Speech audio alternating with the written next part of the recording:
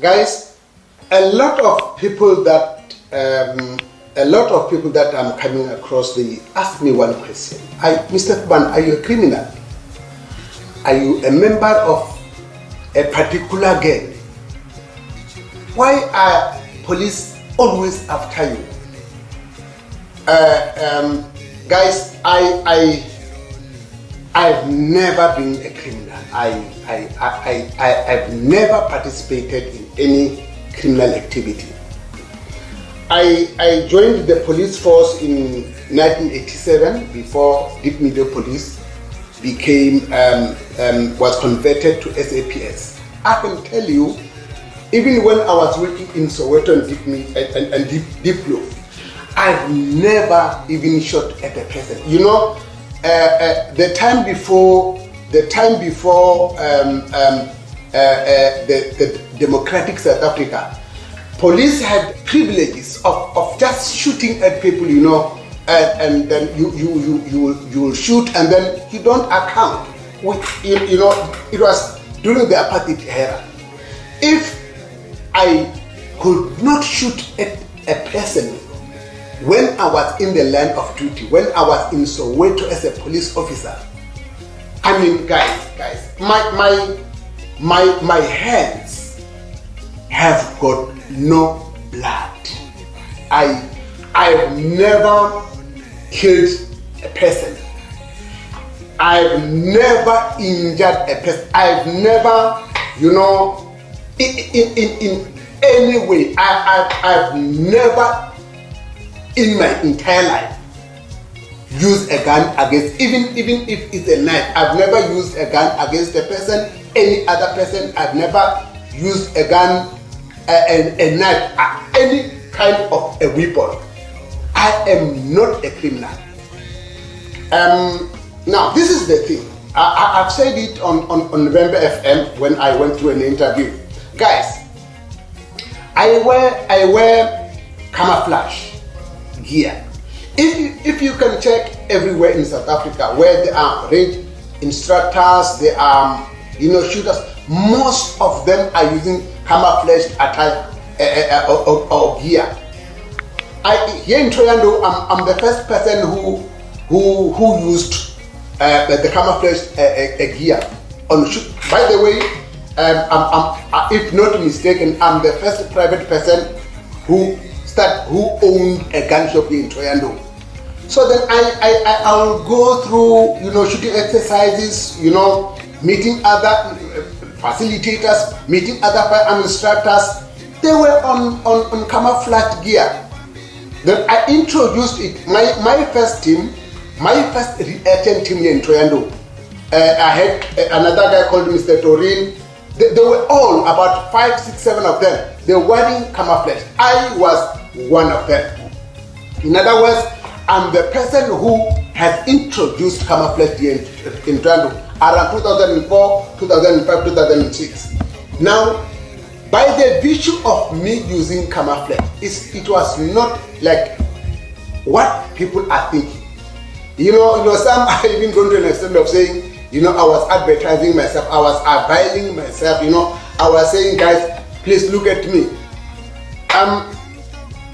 For me, using a camouflage, it was just for shooting exercises, for shooting programs. When I'll go to you cannot go to a shooting range wearing a suit.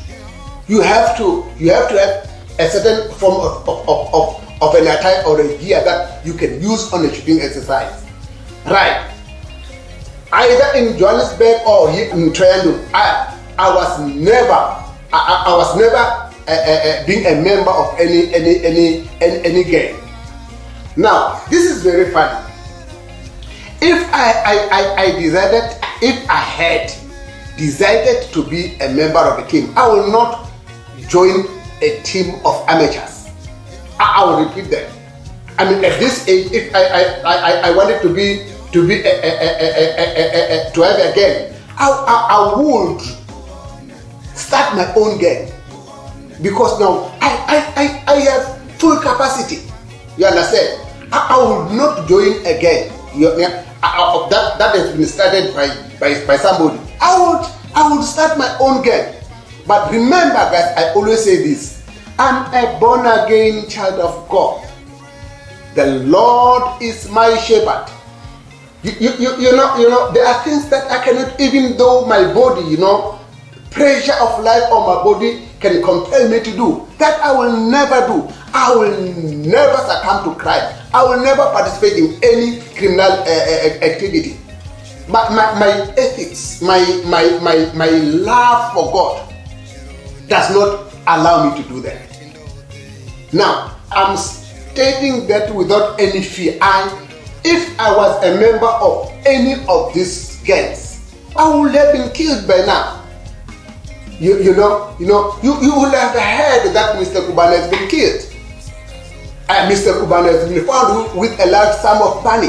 Mr. Kubana, what? So that you have never, these are just speculations and rumors that Mr. Kubana is a member of a gang.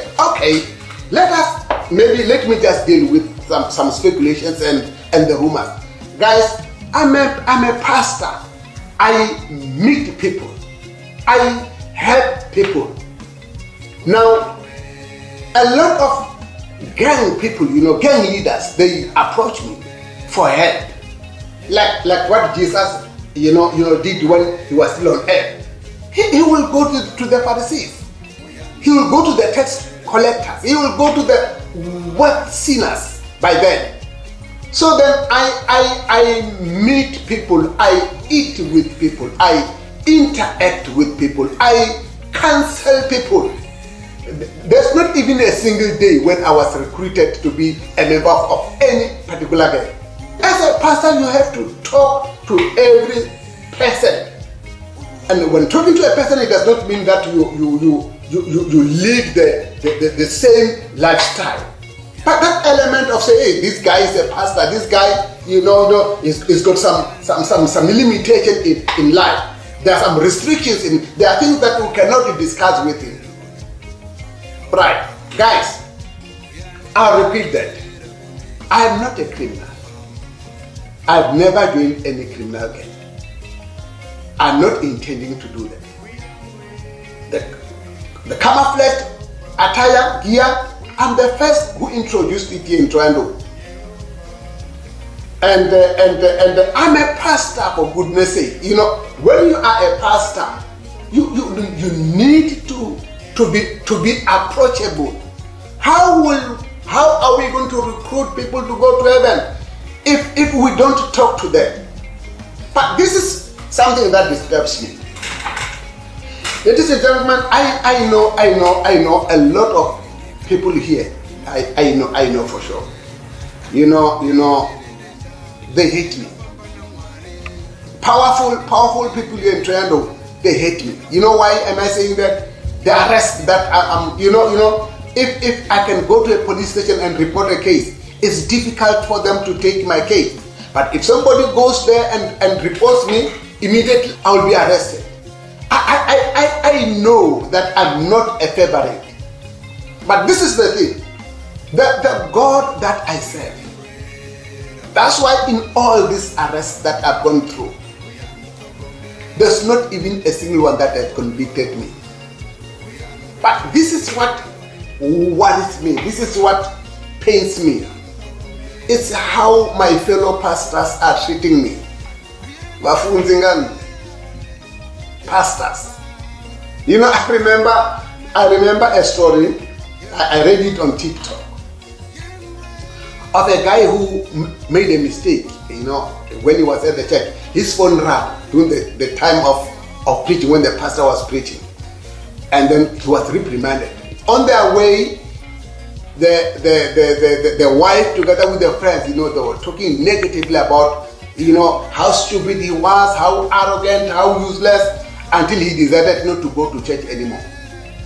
Then the first day, he went to a tavern. Because he was still having that trauma, trauma of being reprimanded in the church. Then he ordered the first, I don't know what they call it, but he ordered his first order.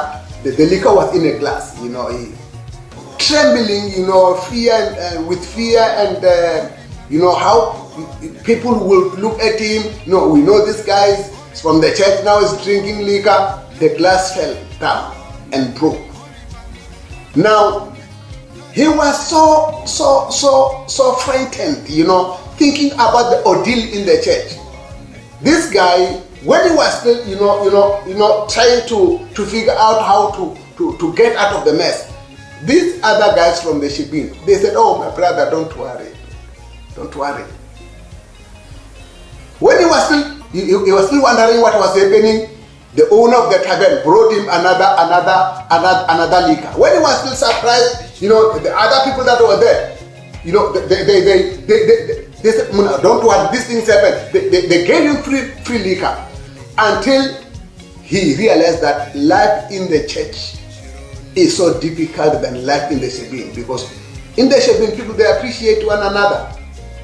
They share. You will find them smoking one cigarette. It will go from one person to another until the fifth or the 10th person, or the 10th person. But in church, they don't do that. I've suffered a lot of isolation by the pastors. Some of them are the pastors that are financially helped. They treat me like, because I'm wearing the camouflage clothes, I'm a criminal. Some used to invite me. I'm no longer invited, but I'm not worried about it. This is not what pastors must do. We are losing a lot of people with the word pastors, if you are not aware. This kind of gossips, I remember a good friend of mine, a pastor. We grew up together. One day we had to talk about this camouflage clothes, and apparently he had me saying that I'm not a member of these groups. I was never a member. He said, "Ish, all these years," it's talking about more than 10 years. All these years I was thinking that you are a member of that group. A pastor, a friend of mine. I said, "Pastor, from today onwards, I'm no longer your friend." Because now, why did you keep quiet all this year? You kept quiet without telling me that, there are rumors that you are a gang member. I would have explained to him, but what did he do? He isolated me. He gossiped about me being a member of a criminal group. Ladies and gentlemen, like I said, I'm not a criminal. I've never participated in any criminal activity. I'm not intending to be a criminal. I will never be a criminal. As a result, I'm a child of God. God is the only being that has kept me safe up to this far. And then I will die holding on the cross.